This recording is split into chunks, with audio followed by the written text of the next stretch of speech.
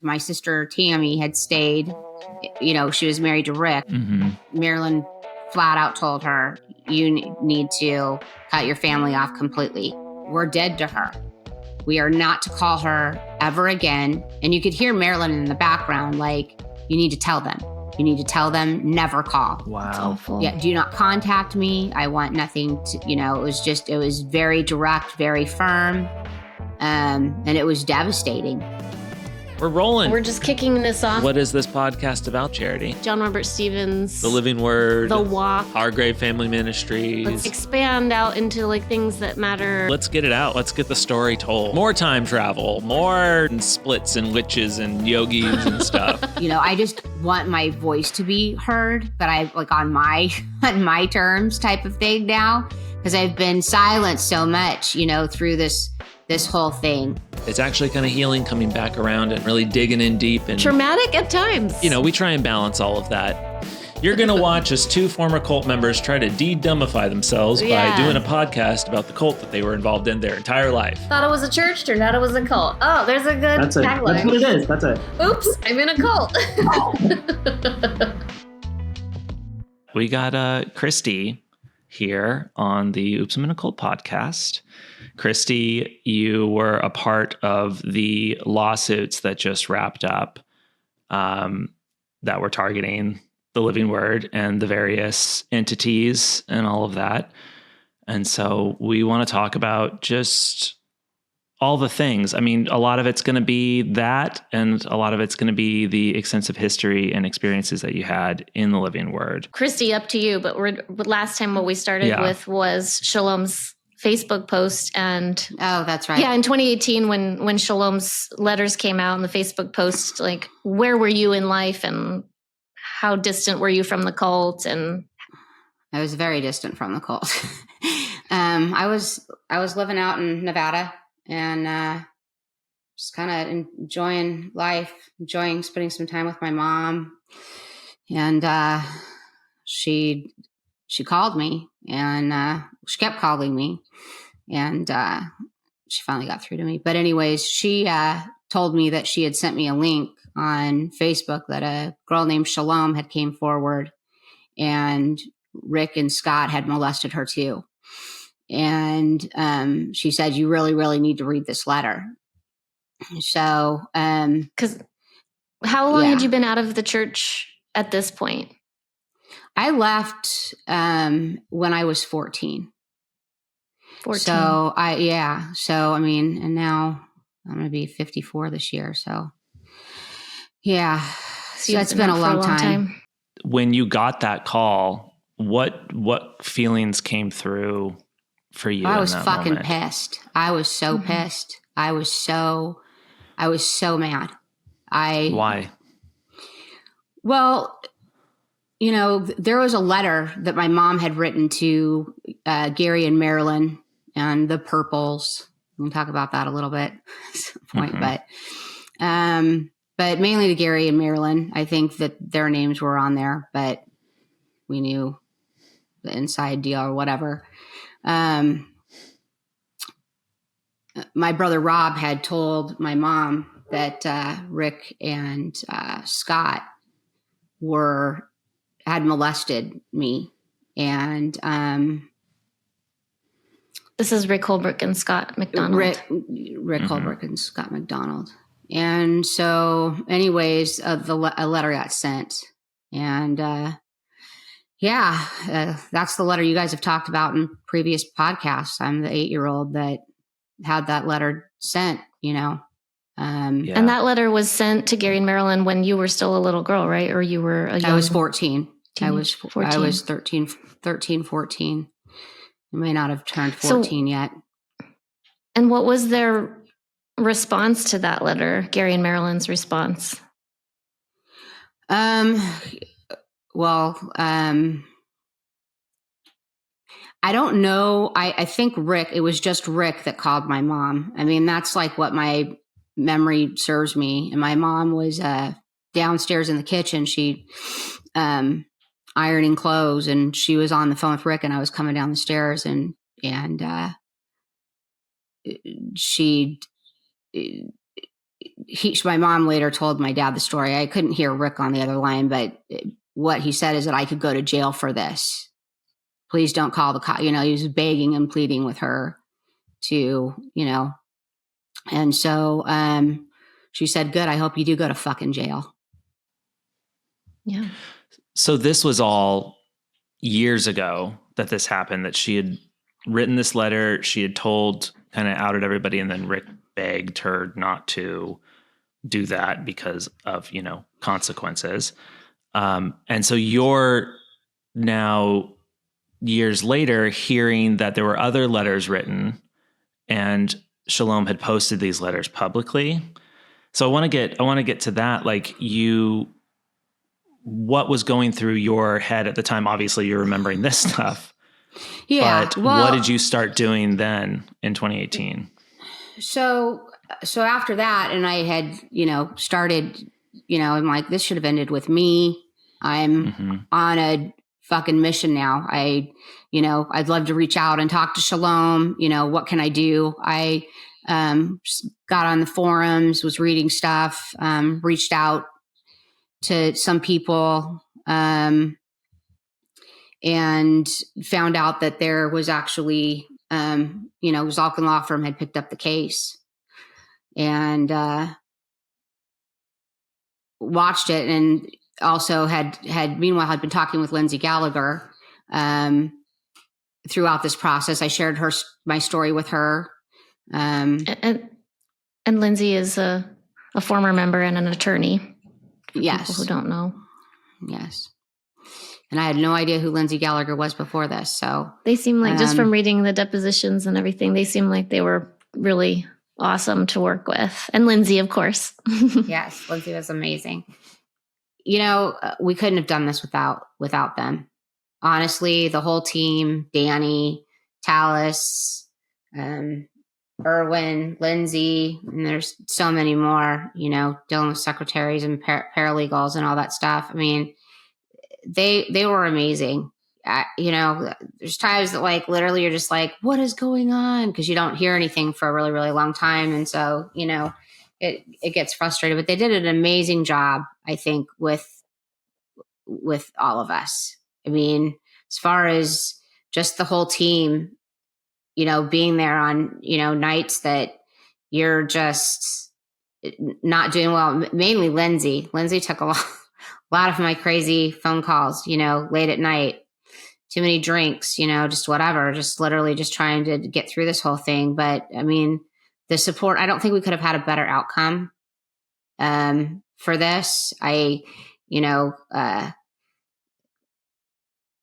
still like in the process of watching some of the depositions and reading some of them. And, you're right. They all were amazing. Danny, he was amazing too.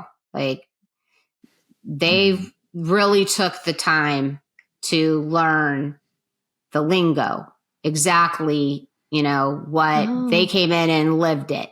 And so when they spoke of something, they knew exactly what they were talking about, so if I'd call in and, be having a really, really rough time with whatever, they knew what I was talking about. It didn't, they also protected us a lot too. There were some things that they were like, we're not going to tell you what's going on right now. Cause they went through this with me, all the ups and downs, and worried about, our mental health.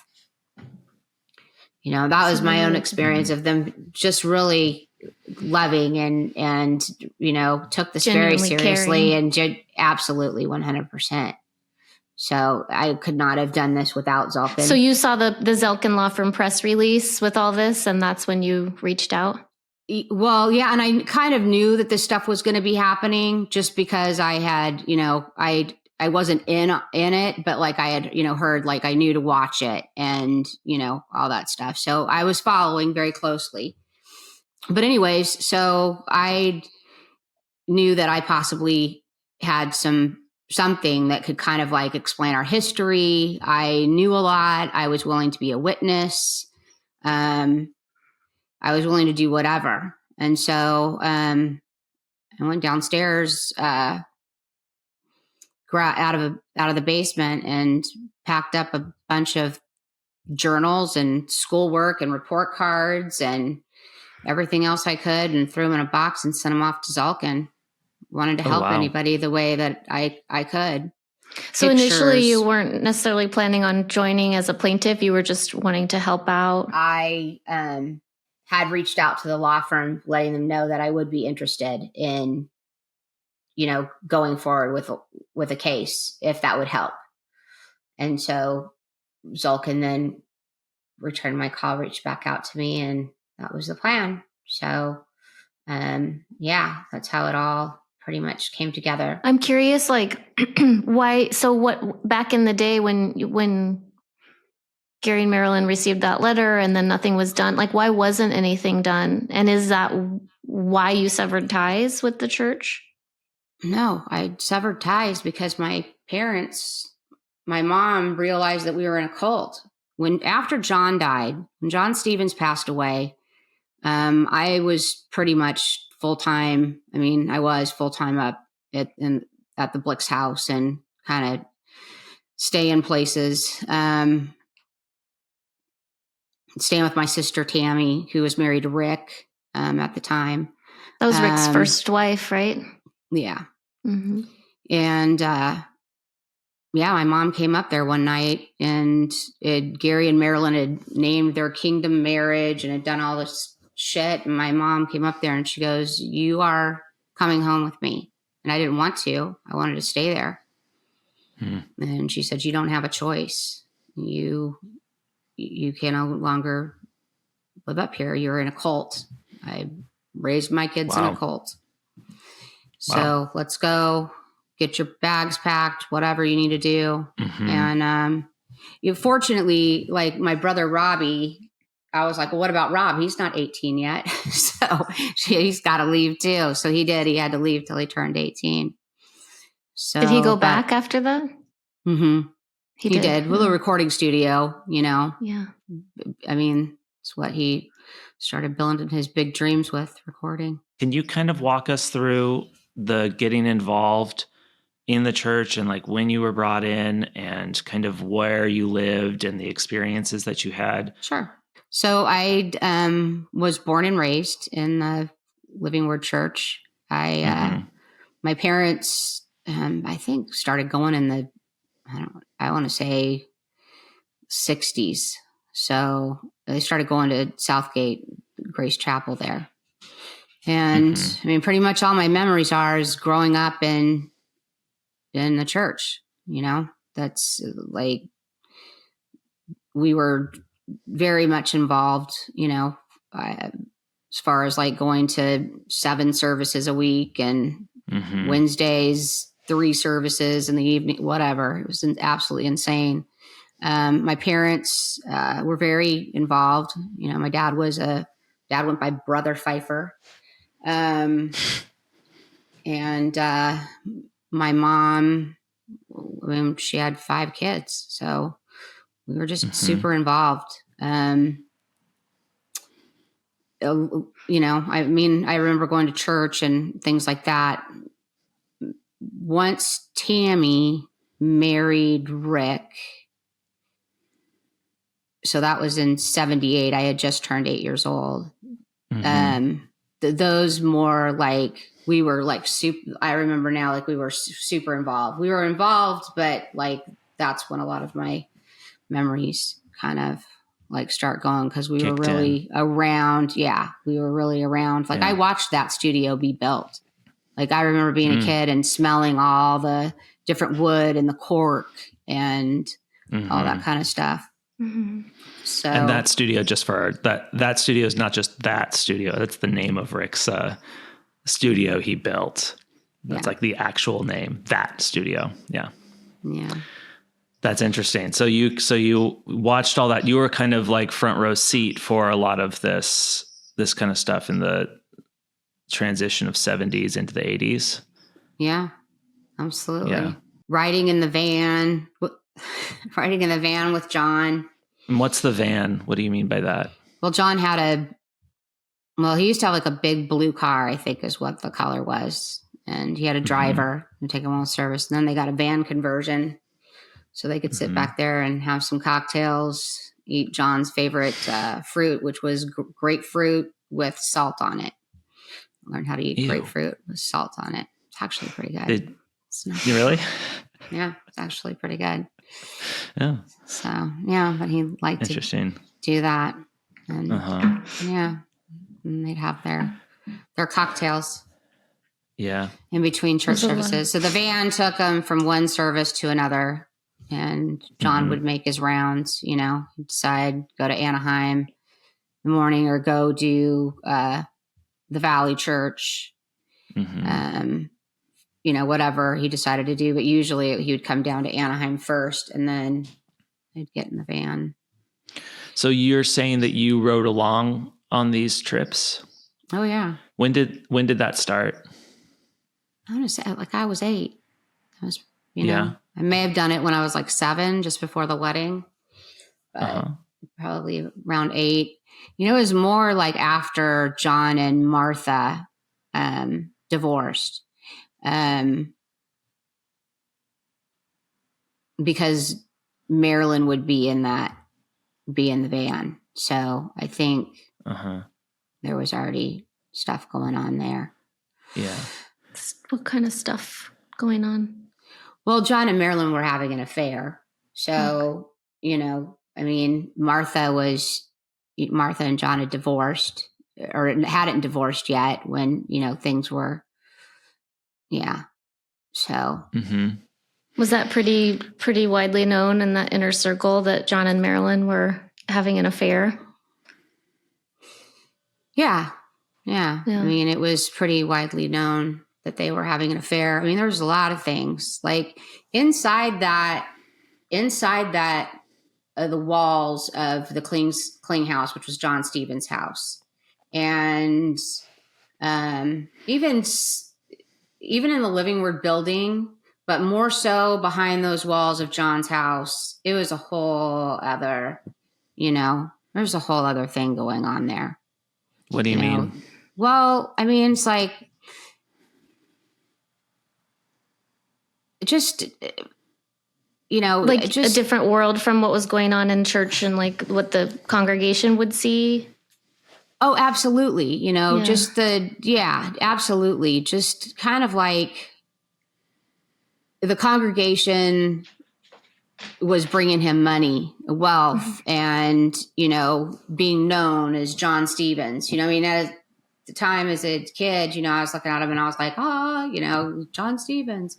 But I mean, like now that I've like gotten older and I've actually going through this case, just kind of like figured out that like, I mean, I always knew like but what was going on at the, you know, behind the scenes is really what the fuck. There was a lot of, you know, drinking and partying going on, and, you know, like super important, you know, meetings to keep things under wrap, and, you know, the truth not to be out there. And what was the truth? Like, what were they trying to keep under wraps? Well, I mean, everything that's coming out, you know what I mean? Like all this stuff, you know, they were all a part of, you know, the allowing Rick to do what he did and Scott to do what he did. And, you know, they encouraged that, but they didn't live by those rules at all. And so all the people that were sitting out there was like, you know, like you can't tell such and such, you know, like anything. And you knew that they weren't in the purples. So, you know, you just. What is the purples, Kristy? The purples is it's a color. It's Marilyn's favorite color. It was just a tight group of us that had the insight, like on John dying. I mean, they had somebody that was walking around writing down every fucking word he said too. I mean, it was just the weirdest. Now that I think about it, it was the weirdest thing. But like you knew, like a cult within a cult. Yeah, it was like a cult within a cult. Like you knew that like Marilyn's right-hand girl was the right-hand girl. Like, you know what I mean? Like she was there to take notes, and, you know, like they like were all watching each other. Like, as far as like, you know, if you said anything, if you say anything, you know, then this is going to happen. I can give you kind of a little bit of an example. I got kicked out of the Purples. I had to have been, so I wasn't even, so I was 12 because it was before John died. And this is probably about one of his last times that he actually walked into. There was a shed between the John Stevens house and the Blix house. And there was like a pool table in there, couches, chairs, a bar, you know, whatever. But anyways, John had came into that room one night and we hadn't seen him, you know, for a little while. He'd been very, very sick, but I guess he felt good enough to come in and anyways, my mom and dad had shown up at the Blix house and I guess they were coming. My dad must've done a service at the Valley. And my mom had stayed in the car. My dad told me to go out and say hi to my mom. So I ran out there to the car and she was like, hi. And I was like, John's in there or John was in there or something. I don't remember if he was gone yet or not. And one of the church, you know, this woman was a friend of our family's, but she was in the back seat. And she sat up and she's like, you saw John? And I was like, I immediately knew, oh shit. And I didn't know what to say. And my mom like looked at me. Well, and she had my dad drive her to a payphone and she called, she called Tammy. I think she called Tammy and told on me. And I was like taken out of that shed and I was reprimanded and told that I could never be in the Purples ever again. Why was this so important? Why did this happen? Like what was so bad about what you did? Well, because I had said that I had seen John. And we weren't supposed to say that. I don't necessarily remember like where the church, like where everybody, the congregation, thought John was at. Like, I don't know. Mm-hmm. Because they knew he was sick, but they didn't know like what everything was very shrouded in secrecy. Yes. Yeah. So it's just that like he wasn't supposed to be in that shed. Like that no, he wasn't supposed to be home. I think they thought he was out. Everybody had been told that he was getting treatment, I think in Mexico for a cancer or a brain tumor. I don't know what everybody like. I was in the inner circle. So when I went to church and things like that, you know, I was more in the recording booth or, you know, I mean, I was like within the congregation if I was like hanging out with my friends or whatever, but for the most part, like, you know, I'd go to services, but I knew what was going on in there. What was going on there. I didn't pay much attention. It's really interesting because what you're describing, it sounds like you weren't even aware of what the congregation was being told. You just knew that you lived in your little inner circle purple situation and there was like a secret you're supposed to keep, but like you weren't and you're also young, you know, so like not necessarily remembering all of this, but that it shows to me what's interesting is just the intense control. It's like you accidentally mentioned that John was in a place where supposedly everybody else thought he wasn't supposed to be, or he was supposed to be in Mexico or something like that. And then that's it. No more purples for you. Right. It's very strange. How did that feel? That didn't really, it really hurt me. It hurt me really, really bad. I mean, I was still like able to like go in there, but if they had a meeting, I would like go over. More that I've been like thinking about this of like revisiting my whole childhood. You know, it's like, okay, well now that makes sense. Cause like, I remember like stories of like, oh yeah, this happened, whatever. But I think during that time, like after that happened, I think that I like spent a lot of time, like at the Hargraves or when he was married to, his first wife, Donna. And also, so I kind of did get kind of like pushed out, but I was still able to like come around. So I did, you know, still see things, but you know, it was just, like I knew Gary and Marilyn were having an affair. Like it was while John was dying. So, it wasn't like, I think they'd kind of forget that I was kicked out of the Purples because I'm a kid. You know what I mean? Mm-hmm. So. Yeah, that's interesting. Yeah, because you're still around because your whole family is hanging out at these important, the Blix house, the Kling house, Steel W. And so you're there, of course. So how did you know that Gary and Marilyn were having an affair? What was it that allowed you to, while John was dying? Well, my parents were, with John a lot of at the end days, and they knew, and it wasn't like my parents didn't talk.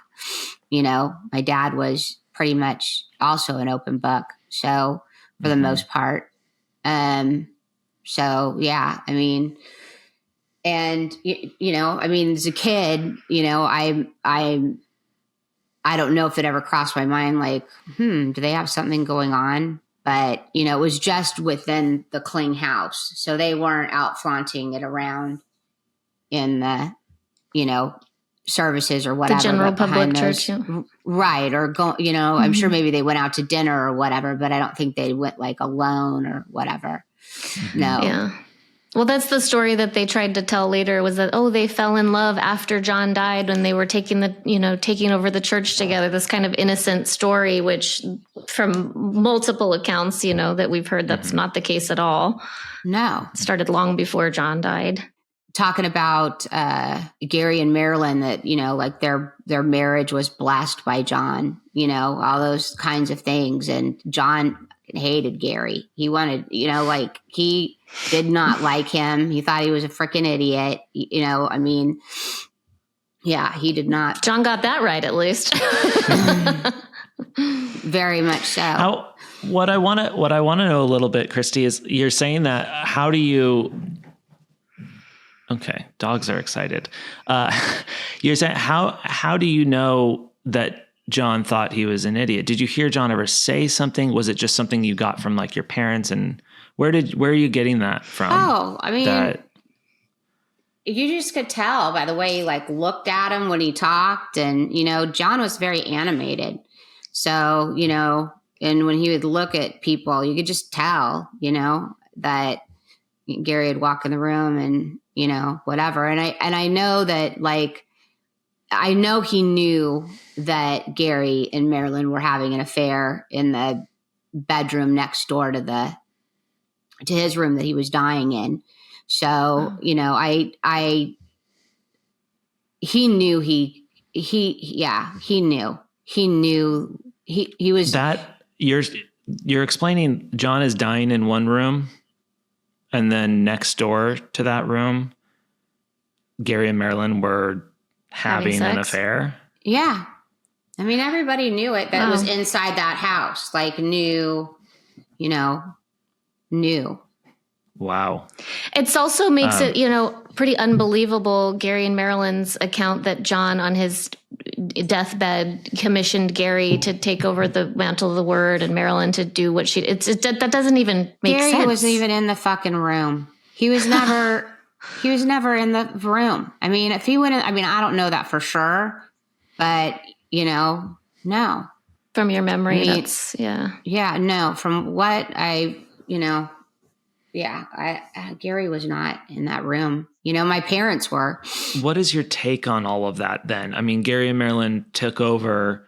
Gary wasn't even allowed in the room. John didn't like Gary. Like, what is your interpretation of how then did Gary end up running this whole thing? Well, they were going to be this was going to be accepted.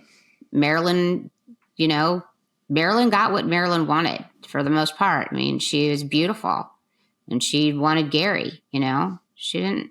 So, and I'm sure that they had like talked about like what they could do. She was going to inherit all of this, I mean. Do you think that she just wanted the power? Like your impression of being around them at that time, and like she wasn't married to John for all that long before he died. And she knew he was sick before he died. We've read that in the deposition, or before she married him. We read that in the depositions. Was she just out for power?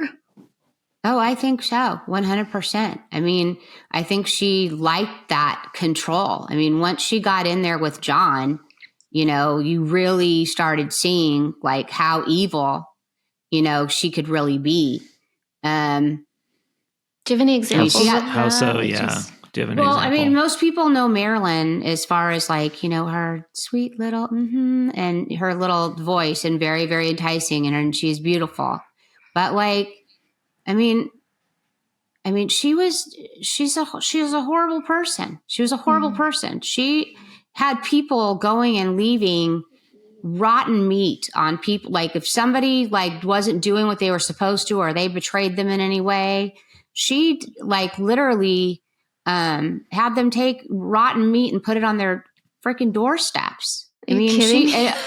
No, and she's like sending a message out, is sending a message out. She it's like the Godfather level shit. Like, did you put a dead horse head in someone's bed? Like, it's really weird. But it's creepy. And then she's, it's just. How did she treat you? Well, I share a birthday with her, so I was pretty special. Yeah. How did you? What? Tell us about that special treatment you got. Oh, I got to drink champagne and toast on, So yeah, I've got to celebrate with John and Marilyn, eat steak tartare and caviar and live the life. Wow. Oh, so wow. They were living the high life off of tithe money, weren't they? Oh, they were. Absolutely. Yeah. Kind of like gives me the creeps now. I'm just thinking about this now that we're talking about birthdays. I have to share this. My mom goes, yes, I went to Maryland. This is how like brainwashed people are. My mom saw Marilyn the day that she gave birth to me, and it was Marilyn's birthday. And my mom went up to Marilyn, and she was like, Marilyn was beautiful and she was sweet at that time. So, this is like way back, but my mom said that she was going to have her baby on her birthday. Like, I'm going to have the baby on your birthday. And sure enough, she did. But Marilyn always loved that I shared a birthday with her. But on my birthdays, I would celebrate with John and Marilyn. And it was steak tartare and caviar and crackers and champagne. So they would let me drink until point of intoxication. And how old were you for those? This started at 8. So it was my 8th birthday. I remember doing it, I think it was my 9th or 10th birthday. It was like a normal thing. If I was up there, then, we would celebrate it. And, or even after, so they're in their kitchen. So I have like distinct memories of feeding an 8-year-old champagne. Oh yeah. Wow. Those silver bullet beers. Is it really easy for you, like when we're revisiting these stories, to just like zap back? Oh yeah. To that time. Yeah. Yeah. That's what it's like the craziest thing. Like I wish my brain would stop doing that to me. Like literally, I wish it would just stop, but I automatically do. I just like go right back into it. And it's probably part of the healing journey with it, because, like finally now I like have some compassion for my younger self, for the first time. Like I'm not a fuck up. I'm not a loser. I'm not, all these things, but these things that have been living in my head, for all these years of just being completely silenced. Not completely silenced. I talked about a lot of this stuff, but like when this case started up and you had to be silent, it really triggered the going back into your head, like a lot, because you were reliving and reading this stuff all the time. So it's hard to talk about it because, there's a lot, it's like being re-traumatized all over again, but then also like, I don't know.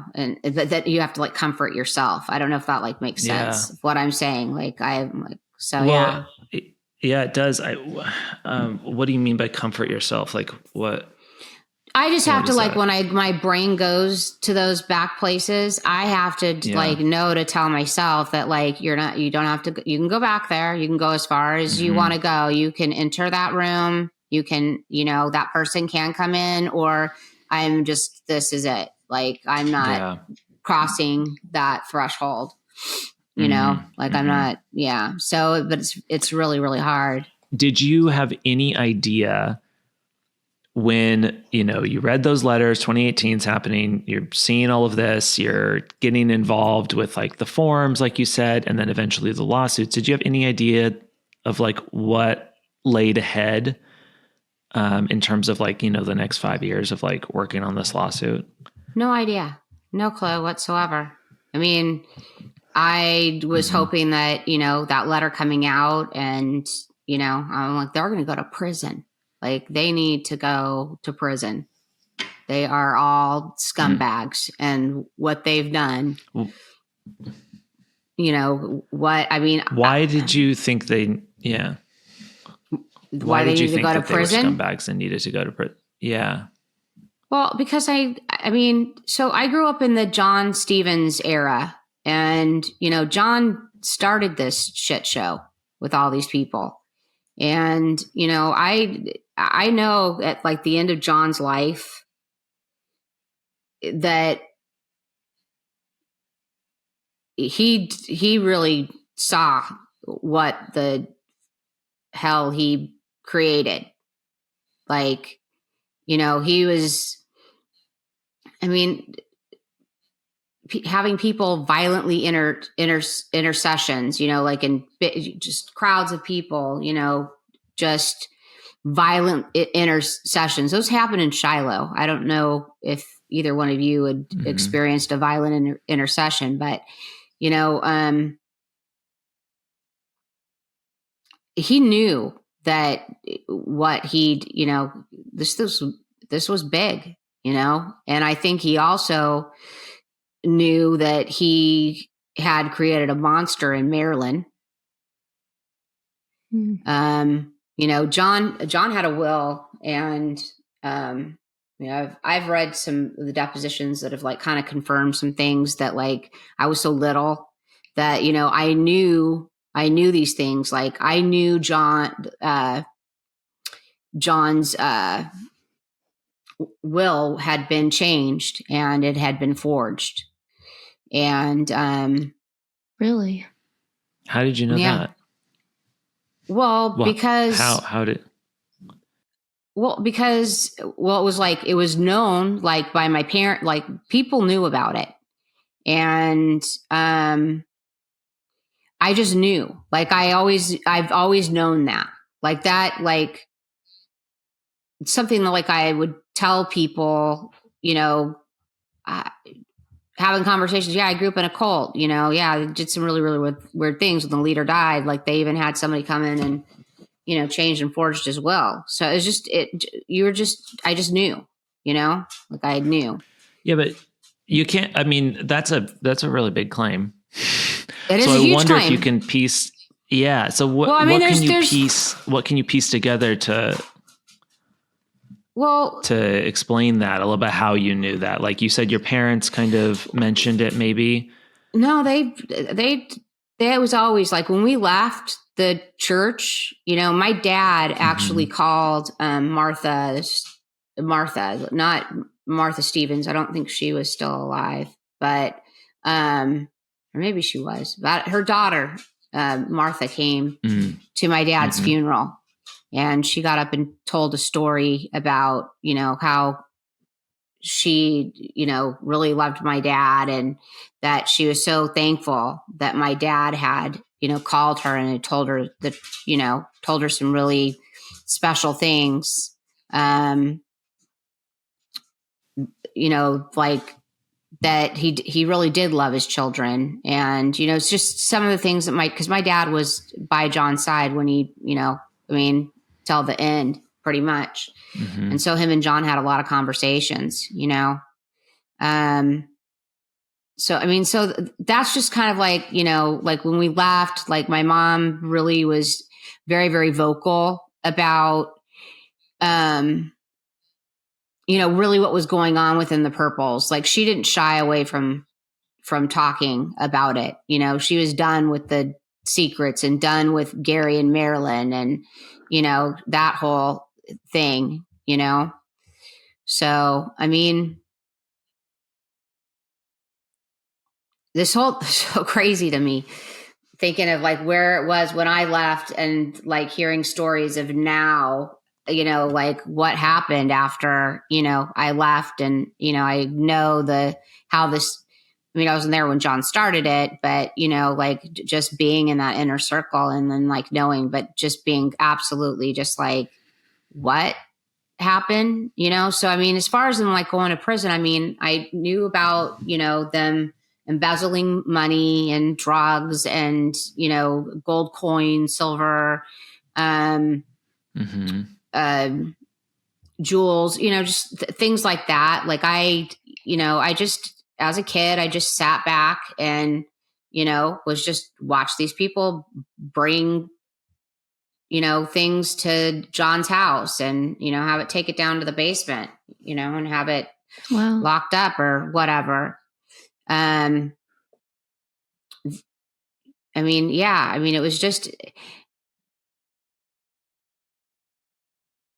was just, you probably saw a lot just as a kid because they were like, oh, she's just a little girl. She's not noticing anything. She's not paying attention. And then, so they would probably do things around you that they wouldn't around an adult that they didn't want to know anything. Right.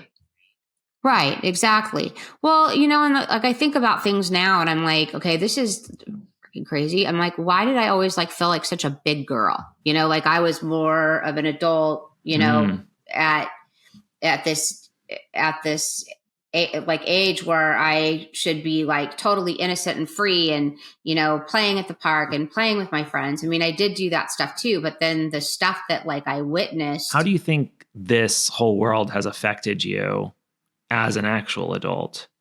Well, I'll tell you, it's, being born in it. And I'm sure you guys could probably relate to this too, being born in something like that. And, those were your most impressionable years of your life,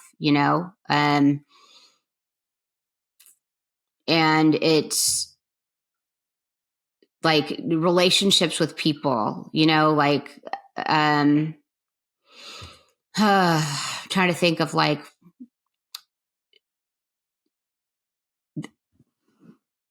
having, I have like just recently, well, in the last 5 years, been revisiting my whole childhood. And so it's like, I've realized like, oh, that's why I do it. I still think, I still like think the way that the living word brought me up to think, whether it's, right. Like my image, like my self-love, my, like making sure like, how much I weigh, how do I look? How does my hair look? So self-image is like, was really, really, really, really huge. Of course I still have it, but I'm like, whoa, that's really like the way that was like pounded in my head is growing up and looking at Playboy magazines, with Marilyn. Wow. And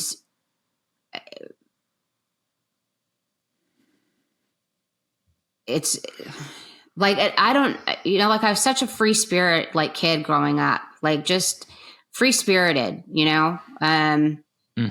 as far as like, just, just wanting just to live life. And I think like now as an adult, like I've going through this whole process, I've really had to like learn that like, I kind of have to, can still be a free spirit, but it's I don't know.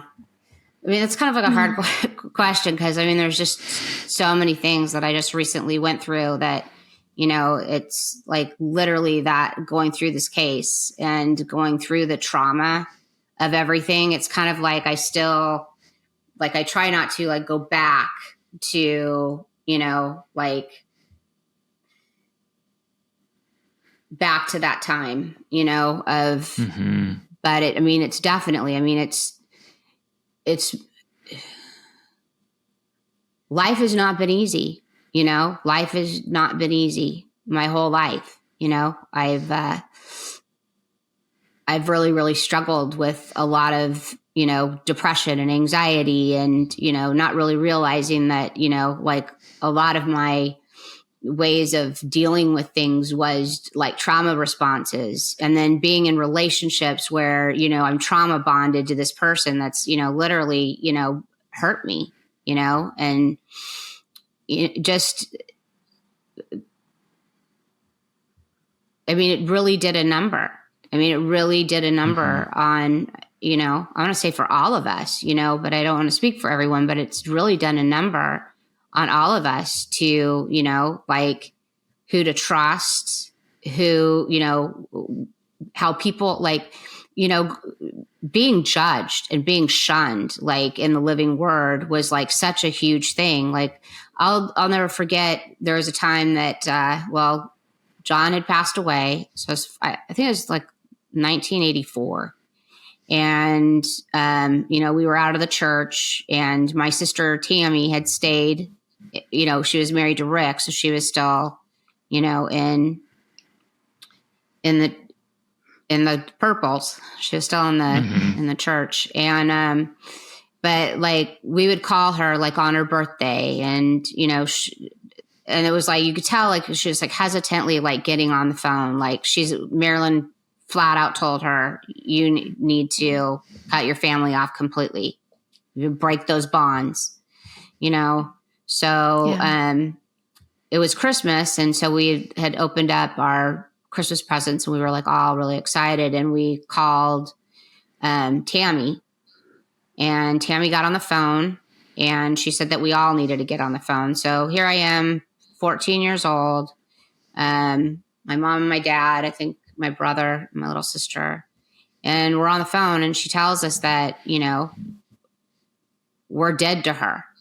We are not to call her ever again. And you could hear Marilyn in the background, like, you need to tell them. You need to tell them, never call. Wow. So That's you awful. knew. So, do not contact me. I want nothing to, it was very direct, very firm. And it was devastating.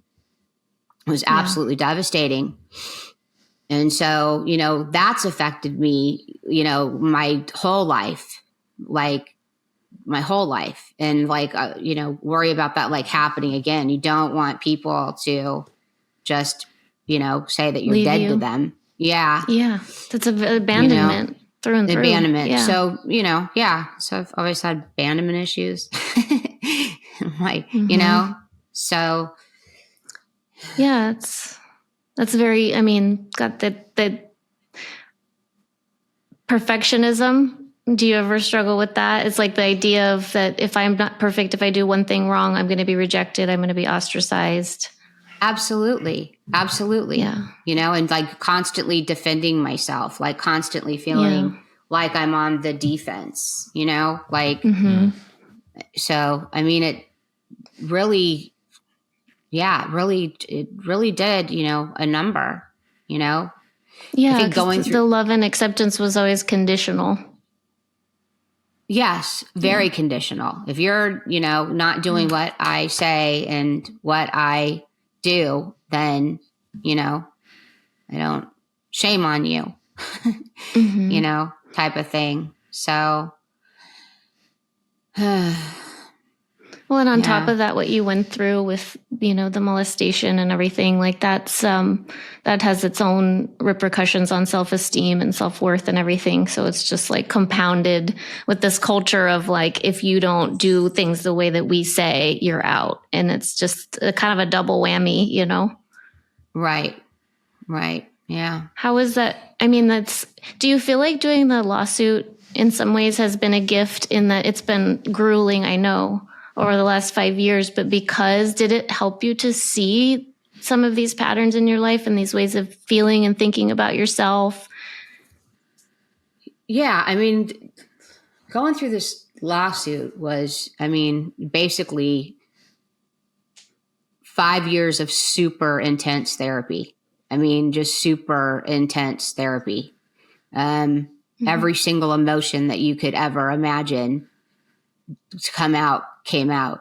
You know, I went through periods of feeling shame. Angry, sad, devastated. Like there's just so many, and then being like so pissed off, with, there was like so much of just having to learning things, like new things, like,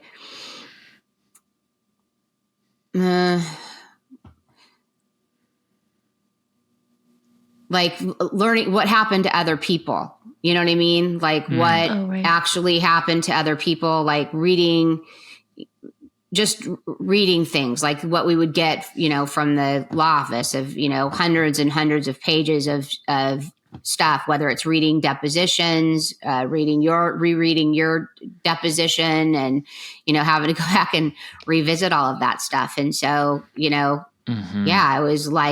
was like being 8, 9, 10, like all those stories, you go back and you relive that and you work through that stuff. And sometimes, it sucked, I mean, through this process, I tried to commit suicide. I mean, I literally was done, it was a very dark, place. I think working on it the way that this all came up, it was tough, but I'll tell you the support and the love, like from the law firm and from, just, I had a couple friends just knowing like you couldn't talk about it, can't talk about what's going on, but just being able just to go, I don't want to live anymore. I can't do this anymore. I want this to be over because it hurt so bad. It was horrible.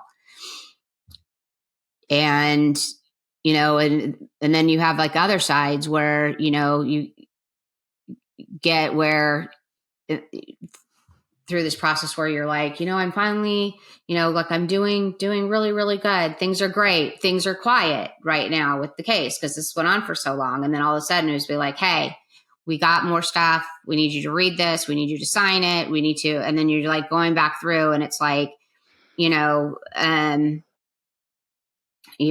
just like, your brain's like all scrambled and you're like having to revisit again, you're,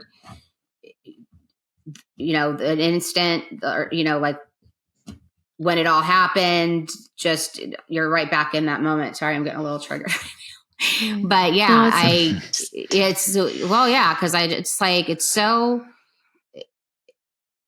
this case was so important to me. Like so it was, I think late 2019 when Zalkin called me and was like, hey,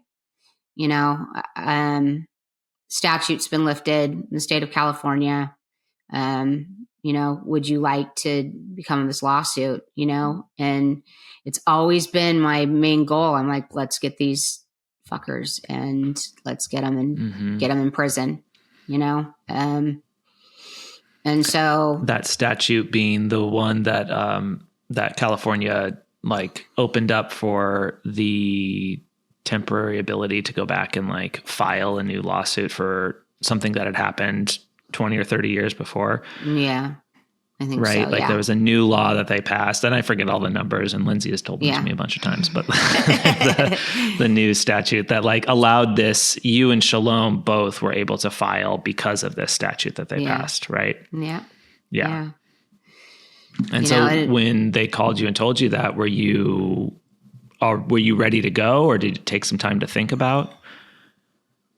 Well, I always like struggled, with how involved I wanted to get because I knew it was going to be really hard. Like what happened to my friends, that I was growing up with? Like, are they okay? What is their story? What's going, like I knew like I was opening up like a huge can of worms probably for myself to get involved in this,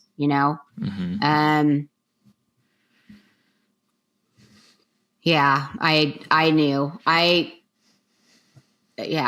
but I didn't know I didn't know how hard this was going to be. You know what I mean? Like, I didn't know, nothing ever prepares you for something like this. Like, Right. you can't be, it's, you know,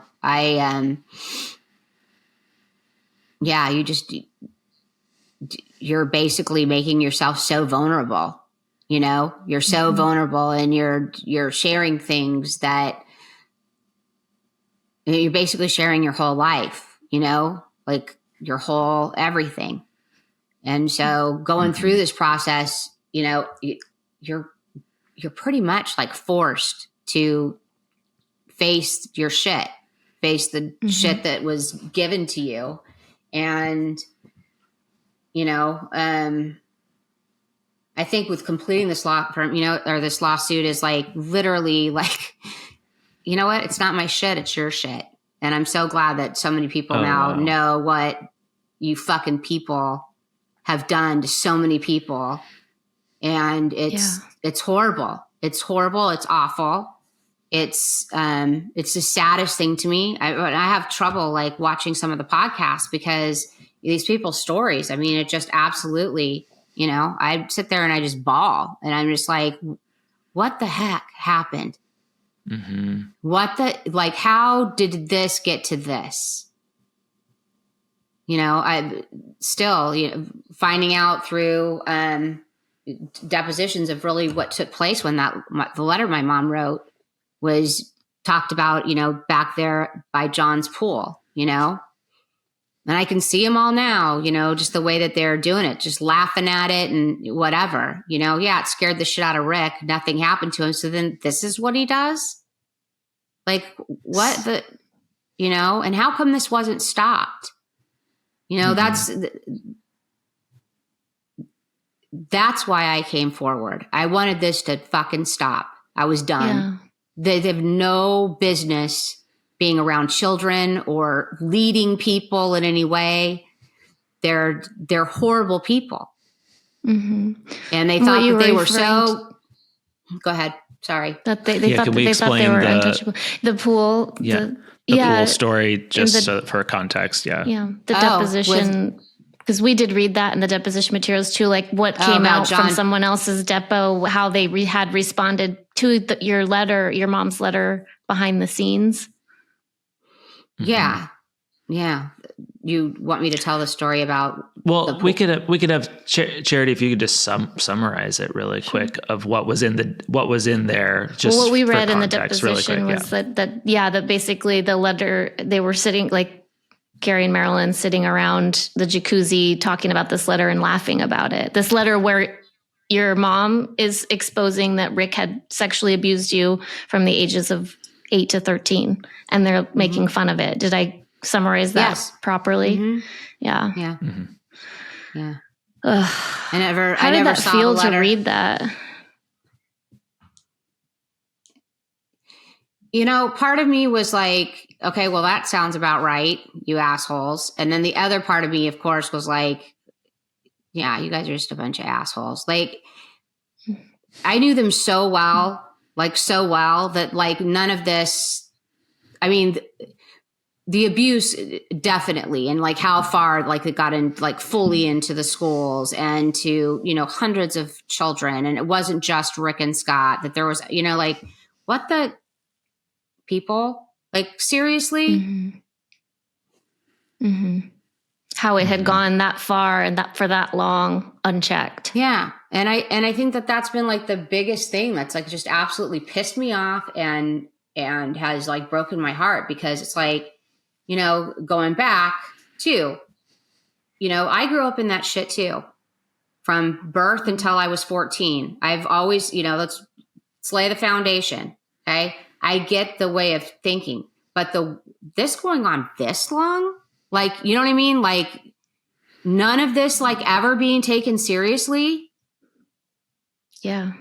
And it was multiple people that came and said, hey, Rick is touching people inappropriately. You know, like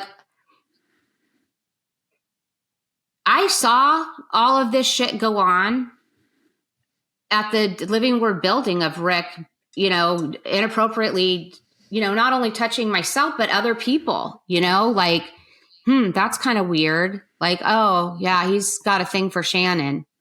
Don't know if I should say that, but like I was back in those days where, I going through this case, like I'm literally just everything that I saw,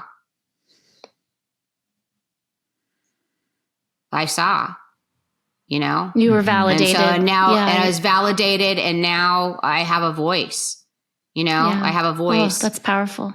Mm-hmm. So yeah, that's why I just was not going to be quiet.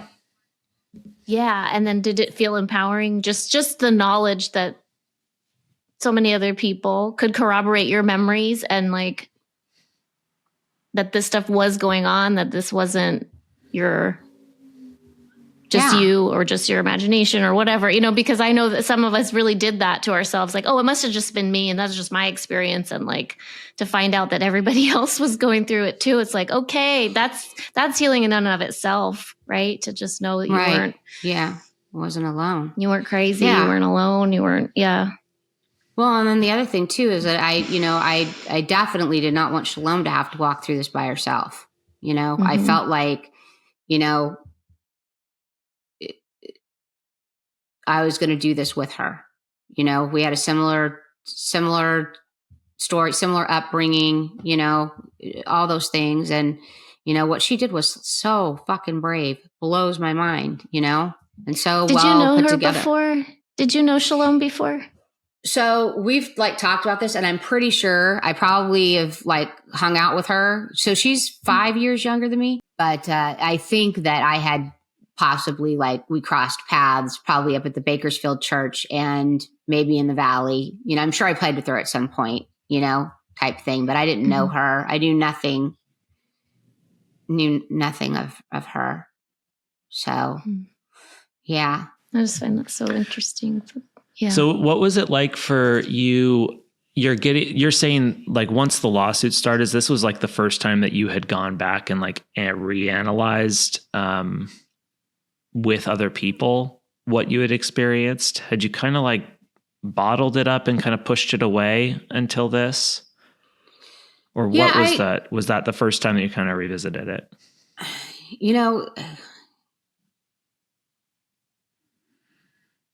I think that, I've kind of like, no, because I've always been like one that just like says whatever I need to say, but not necessarily like bottled it up. But I think that I minimized it so much, like really minimized, what had happened to me. Cause that's what I was, that's how most people deal with things, right? That's kind of like the living word way is to, break those bonds, have no feelings, you're zero with the rim ripped out, you're this, you're that. So it's not really that important. And I think that, going through all of this, it really, you said I finally like have compassion for myself and understand like what I went through was so like not normal. It's not normal to, just be like, yeah, we're diving with a guy that was murdered over in Hawaii, but no one knows, you know what I mean? And you just like are quiet about it, So yeah, I mean, it's weird, it's really, really, really weird to me that, that this whole process has just been like so crazy. So we've learned so much about myself and, and about how I grew up and talking with people, talking with you guys and talking with Lindsay and talking with Shalom and, just, there's other people that I, talk to and I just like sharing the stories and stuff, I mean, of growing up in that whole environment, it's crazy. Or talking to people, about my story and what happened. They're like, where were your parents? Like, where were your parents? Where were your parents? What is the answer to that question? So my parents were busy, serving John and doing what, they needed to do. My mom was home a lot. Like I said, we had people living with us. So I think like a lot of times, like, we'd like have, random people from the church that lived with us because they had no place to go. Kind of like I don't know if anybody's talked about them, like the houses that like they had, like the Blix house, the Collette house, like they had houses that they owned, the communal little homes. communes, little communal homes. Yeah. Mm-hmm. So they, you can go live with the Pfeiffers. So we had a lot of people living with us. It's easy to get lost in the shuffle as a kid that way. It was the same for me. We lived in the farmhouse in Shiloh, and there were all these like teenagers that had come to live in the house so they could go to the Shiloh school. And I was like 6 years old. Yeah. And it's like your parents are busy serving the Lord. And then you have all these people around all the time and all these things. It's like, it's easy to get neglected. Yeah. Well, and the other thing that, it's like the people that like came to live with us were people that were part of the outside of the Purples, the congregation. So a lot of stuff couldn't be said. So a lot of times where we would get our information is riding in the car with my parents because they could talk in the car and then they would not think of us being in the back seat because they couldn't really talk in the home. So, we'd have the long hour drive up to, LA or whatever. And so there was like a lot of, hear all of the secrets. See all the secrets, knowing exactly what's going on. Yeah. In the end, are you glad you did it? Are you glad you became a plaintiff in the lawsuit? Yes, absolutely. I think that's been like a kind of a ride, with kind of like feeling like,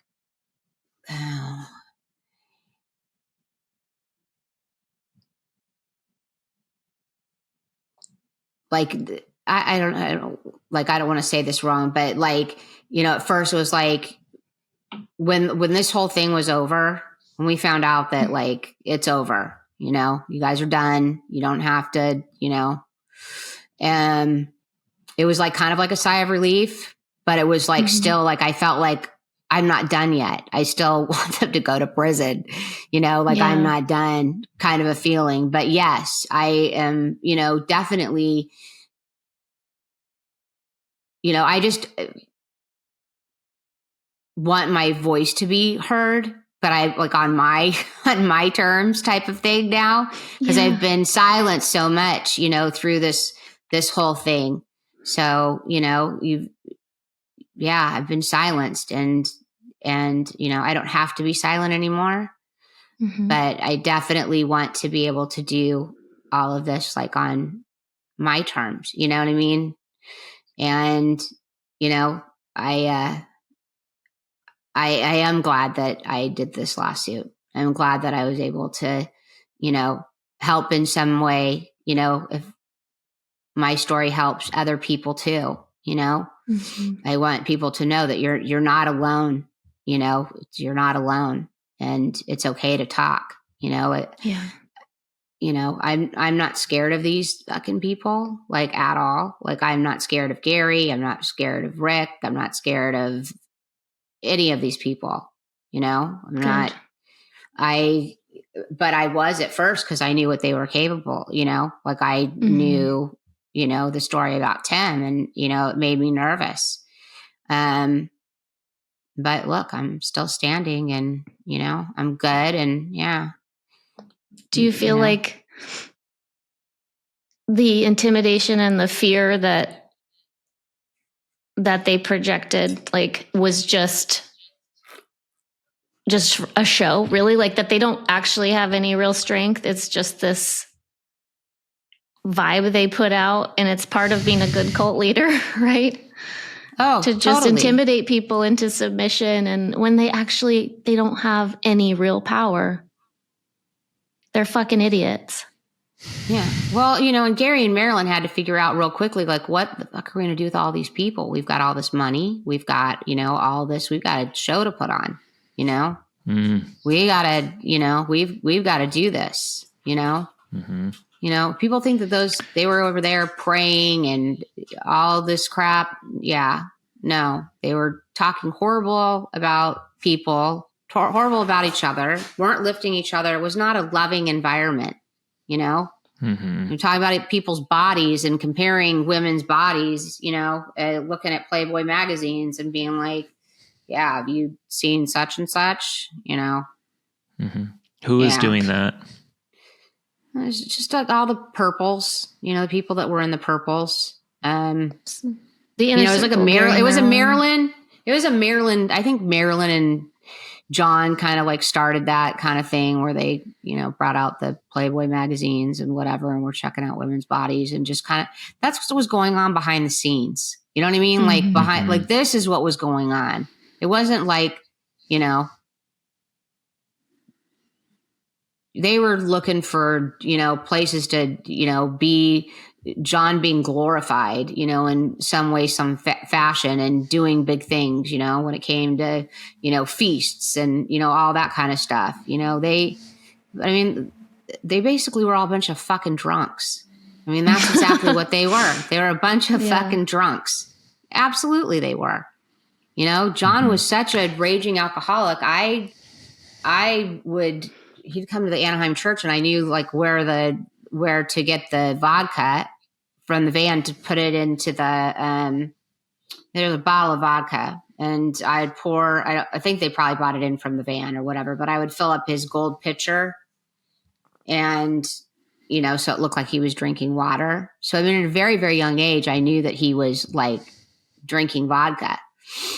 Mm-hmm. Wait, so you were the one filling up his pitcher and making sure? Yeah, I had. That he had the. Yeah, I had. Yeah, I had. How You know, did it a was kid like do my that? like name joke, but well, because I like knew. You know what I mean? Like I knew where it was. I knew, you know, that's what he wanted to have up there. You know. Yeah. So they had the van stocked with vodka, so that at every church he went to, he could have his gold pitcher filled with it and ready to go and let the Holy Spirit flow. It's his right? communion. Yeah. Yeah. So is that kind of like one of your roles as like when you drove around? Did you have a job specifically, or are you just kind of like the hang out and do whatever? I had jobs. I mean, I worked at the Living Word building, did some, you know, transcribing and, you know, all that kind of fun stuff, recording, putting stuff on the reel-to-reel, copying tapes, getting it ready for it to be shipped out, putting labels on it, you know, that whole thing, you know. I also, you know, answered phones, the Living Word building. I remember this is one thing that was kind of like interesting, and they're like, when I had told the law firm what I was, what my job was at the front desk at the Living Word building, people would, you know, like back in the day, everything was on paper. So people would have to go around and go to jobs on foot, and they would be on unemployment. And so they would have them come into the Living Word building. And so, I mean, I was like 12, 13 years old, and I'm signing these. I knew exactly what I was doing. I don't think that I really knew that like it was fraudulent. Doing? Signing their things saying that they had came in to get a job at the Living Word building. And like, let's say if another company wasn't like open, like there was a company called ComWest, which was like their computer company back in the days or whatever, I would sign for that too. It's like saying that they had came in to look for a job. So they could collect unemployment? Yeah. Oh, wow. They were doing that also with welfare. Yeah. The welfare on all that, food stamps. So these are members of the Living Word, like coming in. So they could get on, they would say they looked for a job. They wouldn't actually get a job. Right. And you, the 13-year-old at the front desk, were signing, essentially forging these government documents. Yeah. Was that so? Well, good job. You just admitted to that on camera, so now the feds are. Was that so that they could keep? Was that so that they could keep these unemployed people like working for the church for free? Mm-hmm. So they wouldn't have to go out and get a real job. So the government could just pay them unemployment and then the living ward could use them for free labor. Yes. What a business model. Why didn't I think of that? I know. And then they shove people out to go try to survive in the real world, like. Yeah, right. Yeah. You don't really have good life skills if your part of your life skills is just going to get a 13-year-old to sign your welfare check. Like, how are you ever going to go get a real job when you, Yeah. It's, yeah, that's so interesting. Go ahead. Well, I just wanted to say, it's really interesting hearing the how the culture was even just way back then in the John days, that it makes so much sense how things ended up the way that they were. Like, I think I told you once before, Kristy, about being in my like early 20s and like a bunch of us girls in Rick and Maria's jacuzzi, and him bringing out Playgirl magazines to show us. And I remember at the time being like, this is weird, right, guys? This is weird. But like, then you just get used to that stuff. Like, this is a part of the culture. And now that I'm hearing the stories you're saying about them having the Playboy and Playgirl magazines all the time, I'm like, oh, this is how Rick learned this behavior. It was going on from the beginning and it never stopped. It never stops. Then that's what pissed me off so bad. So like learning that story from you and just learning like all this stuff. I mean, I just like literally was like on fucking fire. Let's go.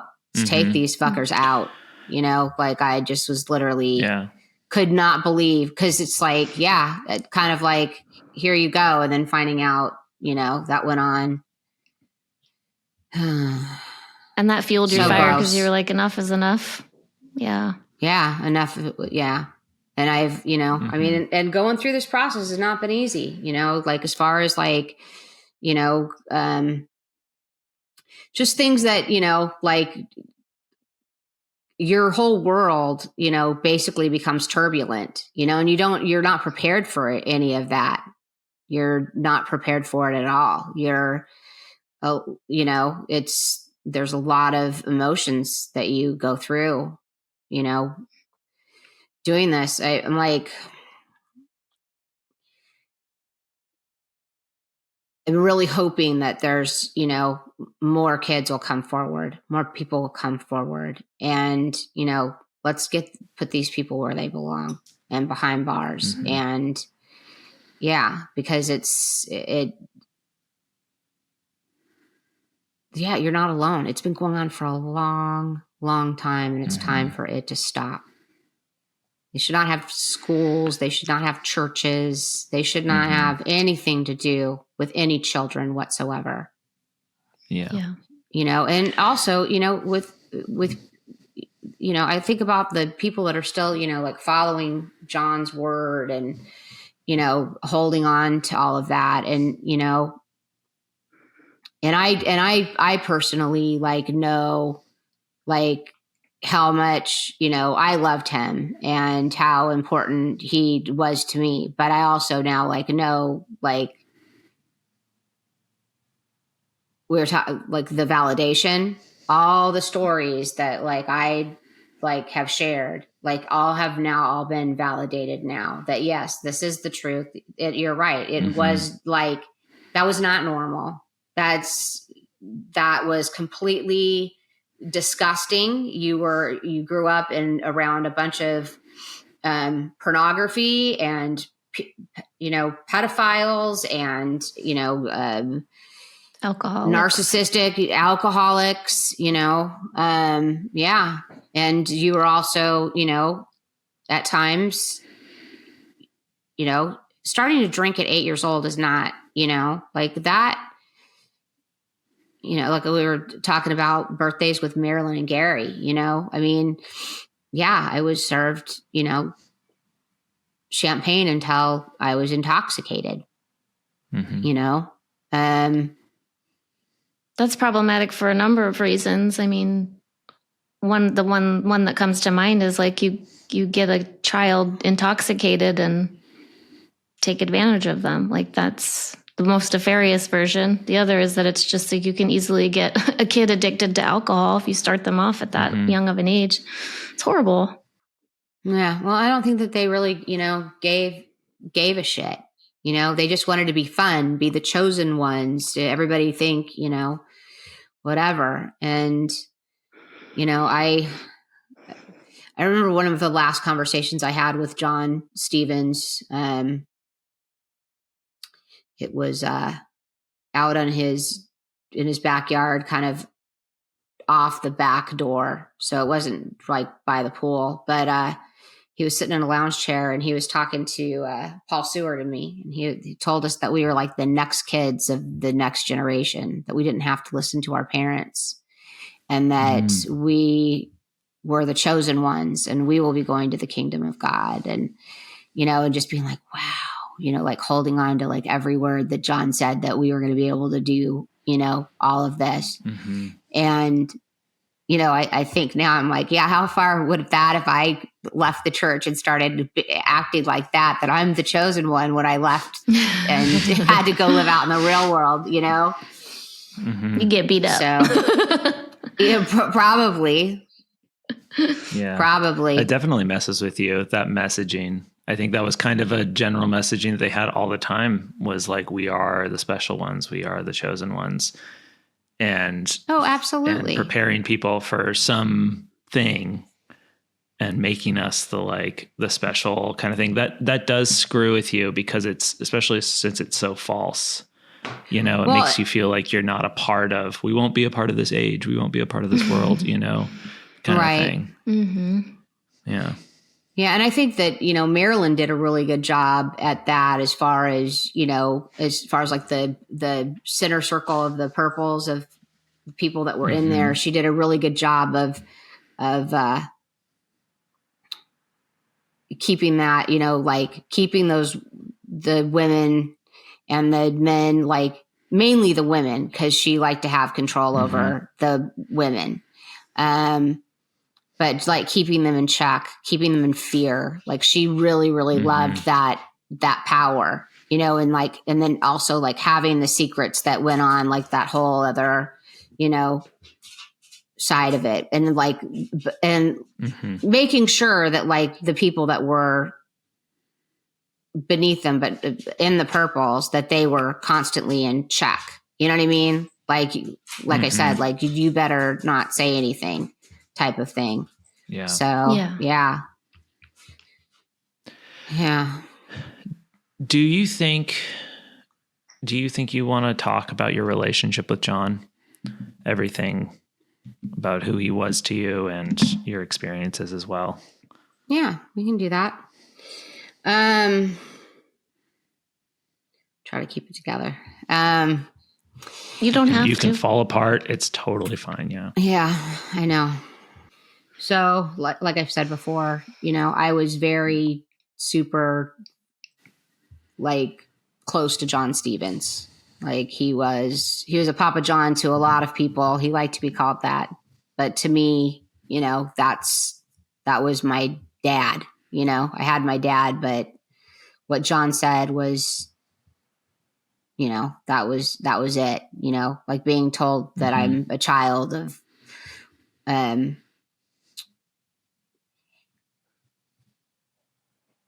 I have like a lot of, like great memories with John, riding in the van and, being able to serve him drinks and, please him, you know what I mean? Like, and have him be proud of me. This whole thing has just been like so hard, going back and even like revisiting my relationship with him, because, I always want to believe that, he was a bad man. I mean, let's just put it out there where it needs to be out there. John was not a good person. I know he was like a really hardcore alcoholic.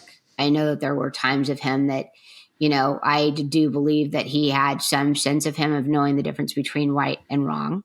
I very much believe that he knew the difference between right and wrong. And I do believe that he knew that he, had, like I said, created a monster with Marilyn. I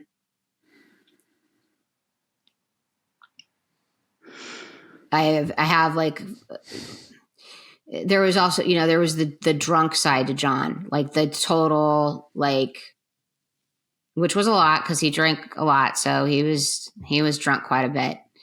I mean, points of being so drunk that like, I don't think that like he'd pass out, he'd pass out or he'd, be stumbling around. So it wasn't abnormal to see John so drunk all the time.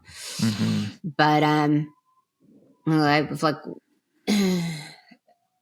there's like there's a couple, but there's one thing that like stuck out with me as far as like hanging out with John and him being so intoxicated. I was at his house. He had a swimming pool, and we're in the swimming pool swimming around. My little sister was in there too, and I was playing with her, but we were like kind of like not dunking each other, but like swimming over there and like, trying to see if we could keep our heads up. My sister and I were over there playing in the pool, and John was in the pool, and I think my little sister yelled help or whatever. And so John comes over and he gets me, and he's like, you're going to be baptized. And I mean, he was literally like, he was drunk, but he was literally just like shoving my head underneath the water to where I could not, like, he's a big man. I'm a little kid. So him pushing me into the water, I couldn't get up. It got so bad that Marilyn had to get up off of her lounge chair and get inside the pool and have him stop. He was going to kill me. Jesus. Wow. He was going to kill me. That's terrifying. Yeah. And yeah. I mean, there was like a lot, like you're drunk, there was like a lot of like commotion that went on after that. But wow, it's bad enough that Marilyn actually had to do something about it and saved your life. That's saying a lot. That's what was crazy. Now that I think about it, I'm like, she had to come and get him to stop. But yeah, he wasn't going to stop. It was like, so, but I mean, even after that, I sit there and I think about it and I'm like, I still trusted him. You know what I mean? Like I wasn't like, so like, he does that with all the people, you know what I mean? Like it just, or he doesn't. And, I'm still special, I don't remember if he ever apologized, if it was ever brought up again. I don't remember any of that, but I just know that was like a really, really terrifying situation, but, terrifying event. But I mean, for the most part, it was, John was John, I had spent, many nights over there on the couch at his house. And, in his house, I would stay in the living room. Yeah. Which house was this? It was the Kling house. Yeah. But, John had a side to him that, he was also, he was looking at the Playboy magazines and all that other stuff. And, I had one situation with him. I don't like, this is like one of the hardest things ever, to talk about, but I think that it's important to talk about it because I think that people really need to know, fully the whole picture. And that's what I've been fighting for. Part of me, like with John, like I was saying, like with him being like on the dark side, like I want to believe so badly that like he went to the light, you know what I mean? Like after being so sorry, like the way he died was so horrific, and we can talk about that sometime. And I'm sure hopefully there'll be other people that will come and, share what they've seen, but,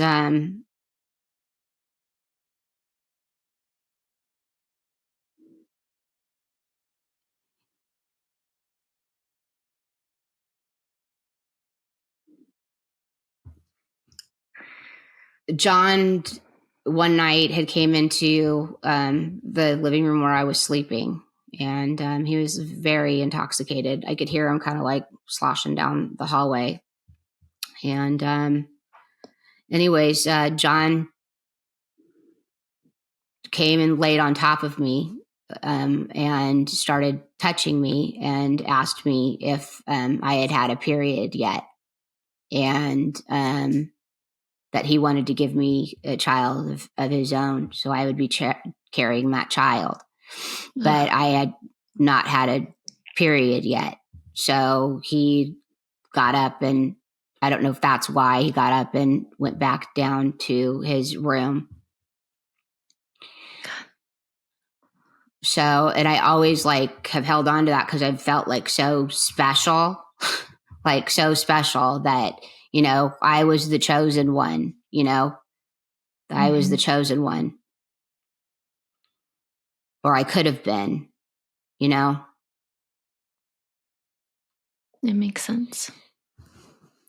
That's what So grooming is. That's what grooming is. And I, you know, carrying that around, you know, I've just recently have talked about it because it's not been a very safe thing to, you know, to talk about, because I like, it's all my feelings, you know, even though I knew and know that he was not a good person, there's a lot of other factors of, you know, knowing that he was a human being and seeing, you know, being in that whole mix, you know, like I look at things now, like I look from the outside looking in, like I don't know how anybody could have ever been involved in anything like this ever.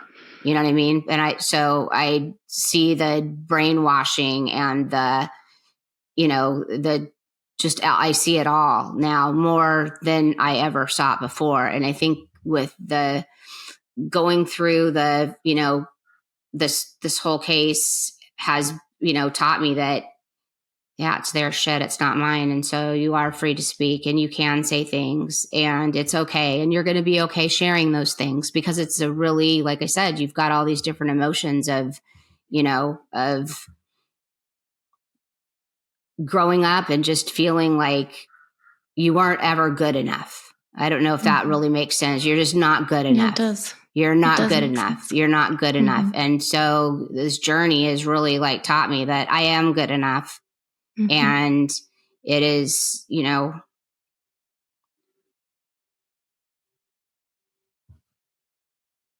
things that I have to say and things that I have to share and what I really want people to know. There's so much, but I felt like it was really important to talk about the John thing just because,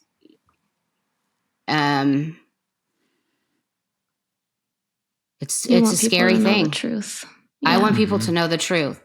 And it is a scary thing. It is a scary thing to be sharing some of your deepest, darkest, you know, things that you have held on to for so long, because there's always been like that little bit of maybe hope, or it wasn't that minimizing things, and also feeling a lot of shame, you know.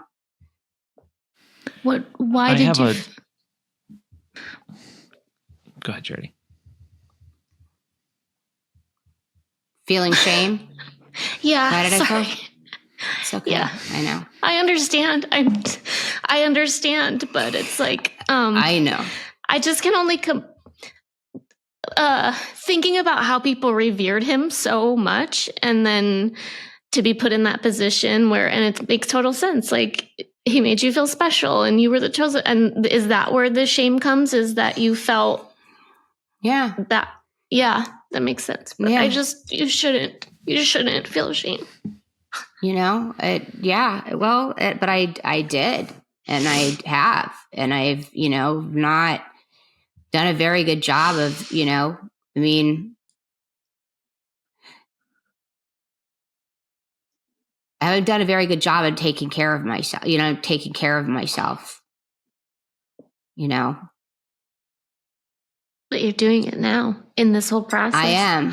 I've been in fight or flight mode my whole life. And like now I can breathe and, and just be here because now my truth has been told. Now everything is out. And if you like me, great. If you don't like me, okay, great too. Like I really just don't give a shit anymore what anybody thinks, anybody's opinions about, I just walked through 5 years of literally having to look at myself and feeling the low of lows and, not wanting to even be on this earth anymore. And now I have, I'm proud of myself. I have to say that I'm finally proud of myself that I'm, look what I did. And I survived it. You know what I mean? Like I've always been called a survivor.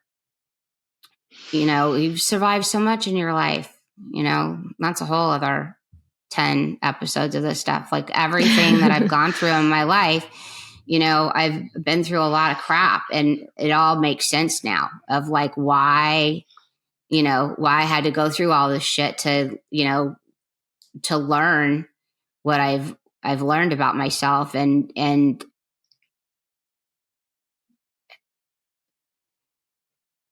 how to move forward from here, in my life.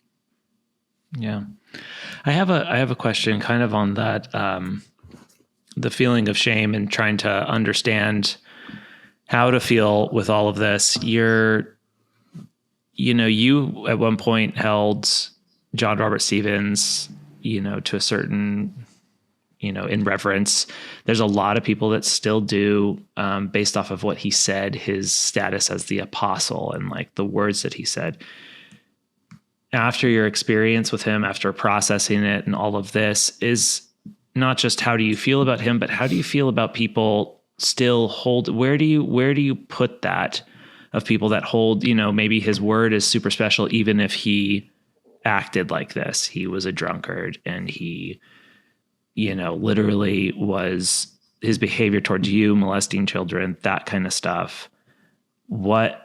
How do you feel about, I'm trying to wrestle with that, understanding of someone that would still find him and his words important, even if they believe you, even accepting what you've said.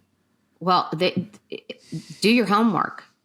It's all pretty much being spelt out for you right now. Mm-hmm. These lawsuits are not a joke. They're for real. Everyone speaking up, telling the truth, that's for real. Ask questions. Yeah. Unfortunately, there's probably not going to be, there's still people from back when they're much older now, but from when I was little that I remember, and I'm sure they're still diehards, you know what I mean? But, I wish you wouldn't, I wish that you would just, realize you've got to, you're going to get more, I don't know. I just listening to. Well, then how do you feel about everything now? Where do you place John? Where do you place your experience? Where do you place yourself now?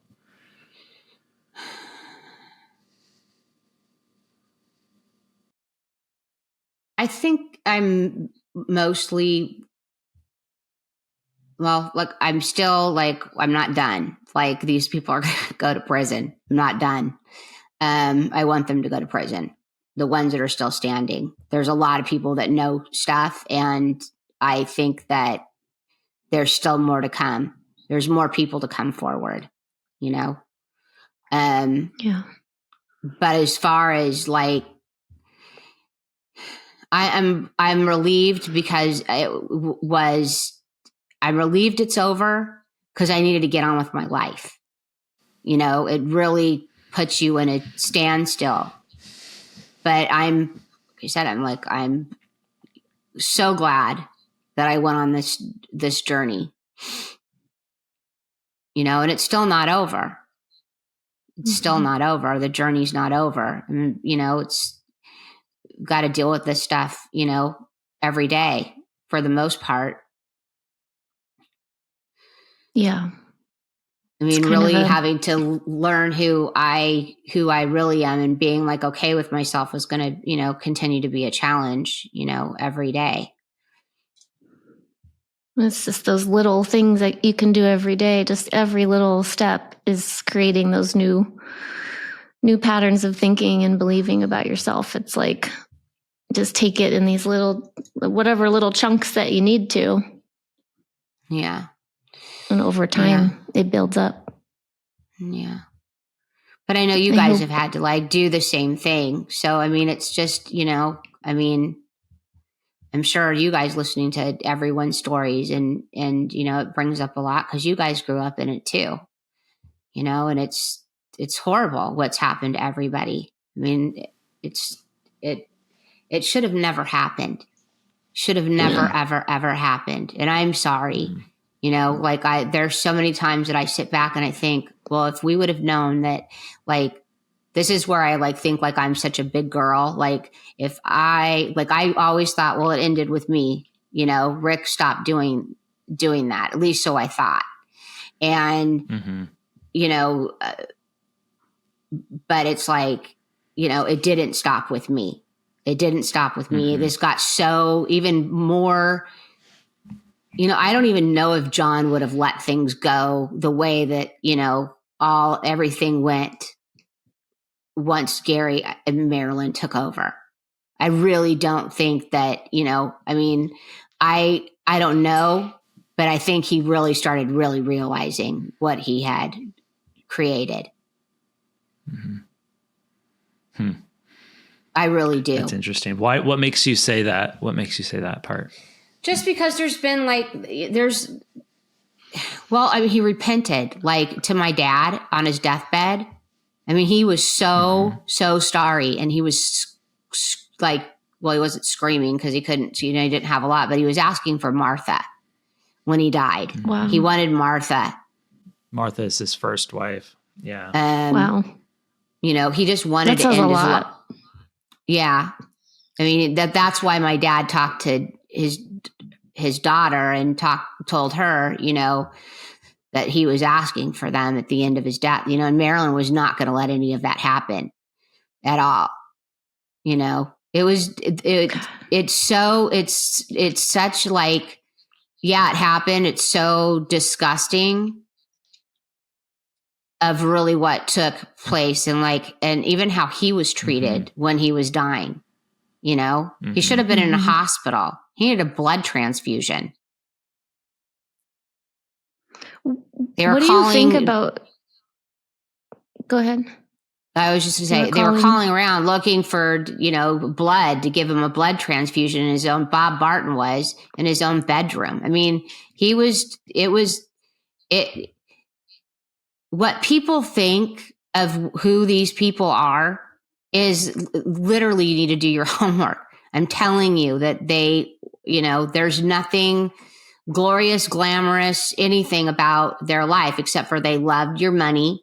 They loved to manipulate you. They loved to have you work for them and them to take everything from you so that you had fucking nothing, including your soul, your just your whole being. Self-esteem. All of it. They wanted all of it. And, and that was, yeah, I mean, and they start doing that stuff. It's so young,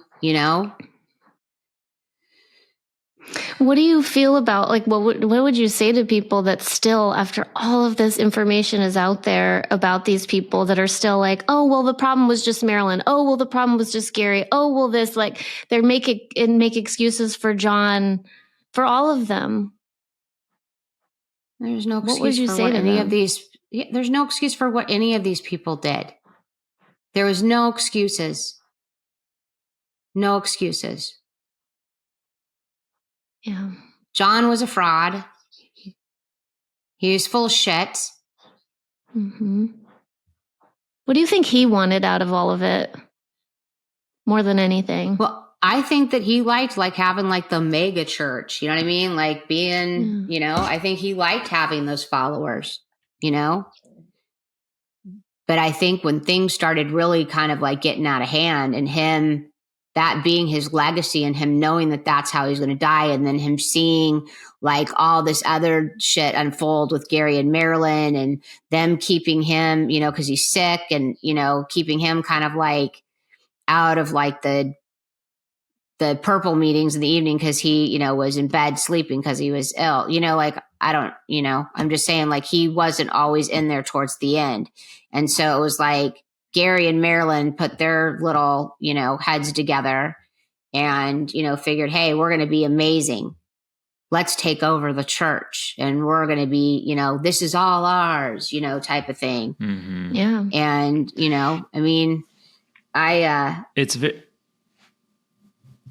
it's very interesting. You're painting this picture of John and his final days. And, you're adding that thing that I think a lot of former members feel of like Gary and Marilyn kind of took over and like this thing became something else. And like there's some real ruthlessness in it. And the way that you describe it, it almost sounds like John Robert Stevens was a deeply flawed and terrible human, but human nonetheless. Whereas like Gary and Marilyn were like cold, calculated. Like the way you describe Marilyn was just somebody that's just ruthless. Sociopathic. Yeah, and it's interesting to me that, this deathbed confession of John's of saying, where's Martha? I want my family back. Like this, like repentance, this like, oops, oops, I made a cult. No, the like, oops, I'm a cult leader. Yeah, he like has Marilyn. He made this monster out of Marilyn, and she's taking over, and he's feeling this regret.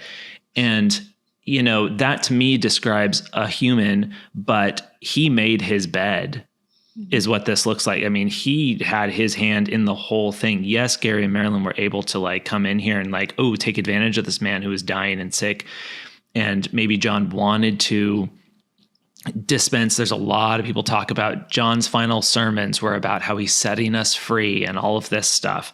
And that is definitely something, but he enjoyed it when he was running it.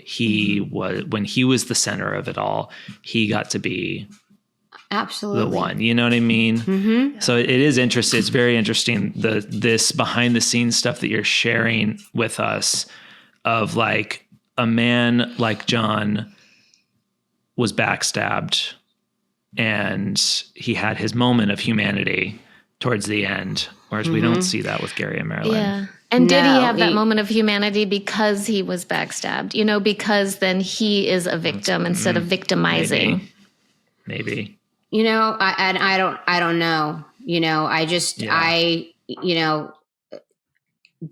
John was intoxicated daily, so I mean he woke up, he drank, I mean that's I was sitting here just trying to think, I'm like, I wonder if I ever like saw him hold a glass of water. I'm sure I have, but I'm like, it's not his vodka, so wow. So yeah, I mean, that alone really shows like a deeply, a deeply dehydrated individual, but also a deeply disturbed individual who probably didn't have any business leading people. I say probably as like a gesture of his family would agree with that too. So yeah, he had no business in doing what he was doing, but his word is all a bunch of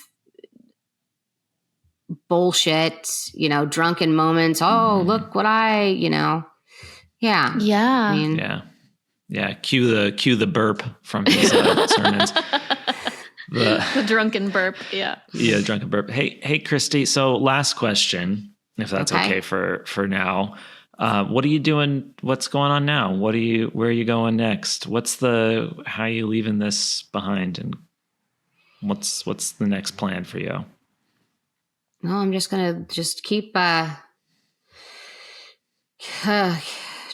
keep moving forward. I don't necessarily like right now. I'm just trying to get settled. After all of this, after this case, It's kind of like knowing that I'll never get another phone call from, Zalkin Law Firm saying, hey, we need to have this by 5:00 tonight. You need to sign that paper and read that, So I'm just kind of like enjoying being in the moment, now, and then and not having like that feeling of like constantly having to be like ready, set, go, always to be on the defense. So I'm just really right now, I'm just kind of just enjoying life and, I'm just gonna enjoy life for right now. It's probably nice to have a little bit of a break too from focusing on all of that all the time. It's like, imagine that just really, really overwhelming. Yeah. It was, and but I still feel like, I'm not done, if there's, there's anything else I can do and, to see justice be served, It's really inspiring. You're like, I found myself getting so like dysregulated listening because I don't know. It's just a lot of different feelings, but supremely just like gratitude. And I just want you to have a really, really beautiful life. I'm going to have a beautiful life. I do too. Thank you, Charity. I want that for you too. You deserve that. I think we all deserve it. Yeah, I think we all deserve it because it's really sad what John and Marilyn and Gary did. There's a lot of wounded people. And, the sexual abuse part of it, it's a huge thing and it's totally the most disgusting thing, but it's also the mental abuse and the physical abuse that other people had endured, this is all, this is like your life, like that, I have friends that like go to church and they, like it's like normal, like for them to like go to church. The way that we grew up going to church, you know what I mean? Like we were literally, it was definitely a cult. So, I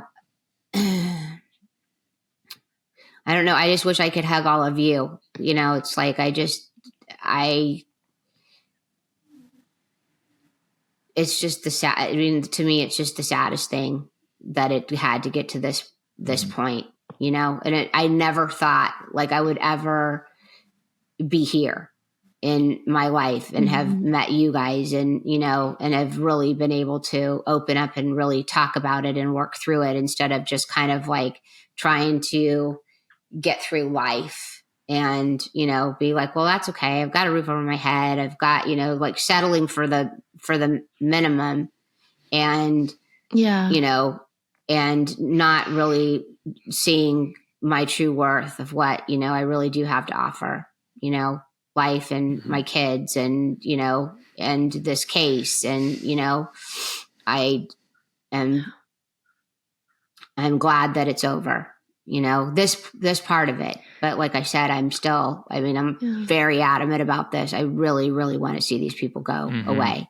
I want to see whatever is going to happen to them happens to them. And because what they did to all of us is absolutely horrific.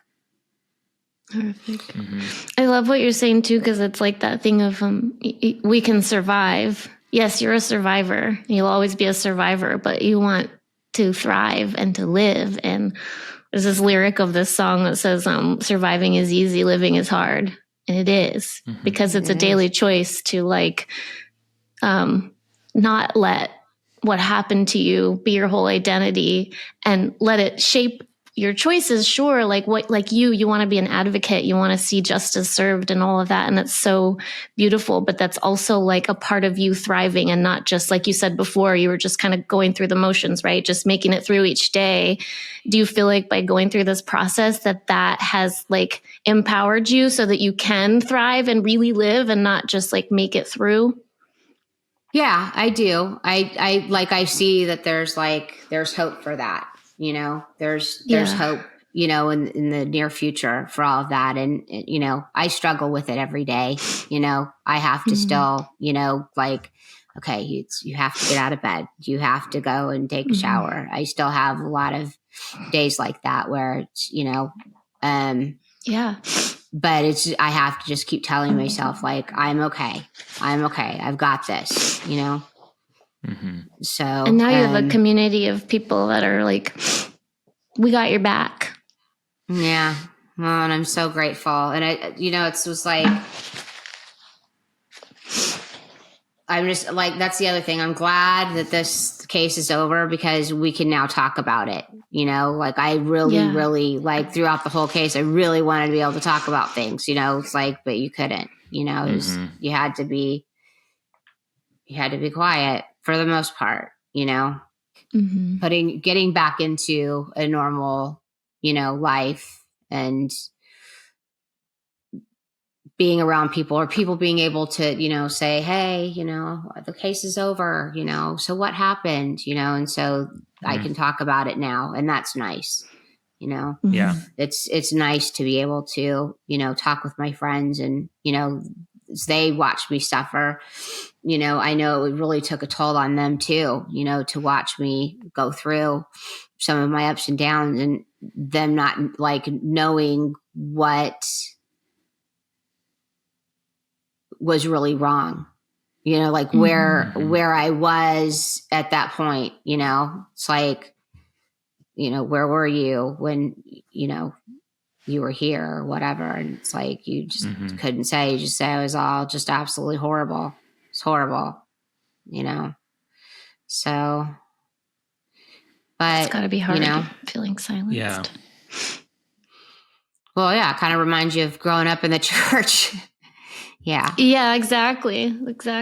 Yeah. That must have been hard with the loss. I mean, that's part of the trick is like, okay, so like, yes, you're speaking up against the church, but you're only allowed to do it, when there's a deposition or to us. You can't tell anybody else what's going on. Yeah. That must have been very similar to the upbringing. Yeah. Yeah. But you just, well, I'm glad you were able to tell us and talk to us about all of this stuff. It was really great to be able to hear it and, I don't know, just give you the opportunity to be able to tell your story, this thing that like we otherwise would only have a little glimpse of in like black and white deposition text. Well, and I think also too, we had talked about me doing this, it's like, I wanted to like show my face, not just have it be on a piece of paper where people are, cause you don't know what this has been like, and I just figured that it would be, I talked to Shalom about it too. And, felt like, hey, I'll go ahead and come forward and go on the podcast and, talk about what this has been like. And it is a lot. So there's a lot that is, I'm sure people are going to have lots of questions and there'll be time for that. But, I mean, it's definitely, thank you for having me. Thank you for doing it. Yeah, absolutely. Appreciate you. Thanks for listening to Oops, I'm in a Cult. Please rate, review, and subscribe on Apple Podcasts, Spotify, and YouTube. Follow us on Instagram at Oops, I'm in a Cult Podcast. Support us on Supercast by visiting our website at oopsiminacult.com to subscribe and receive exclusive bonus content. Or email us at oopsiminacult@gmail.com. Take it easy and don't join a cult. If you or someone you know has a mental illness, is struggling emotionally, or has concerns about their mental health, there are ways to get help. Use the resources linked in the description to find help for you, a friend, or a family member.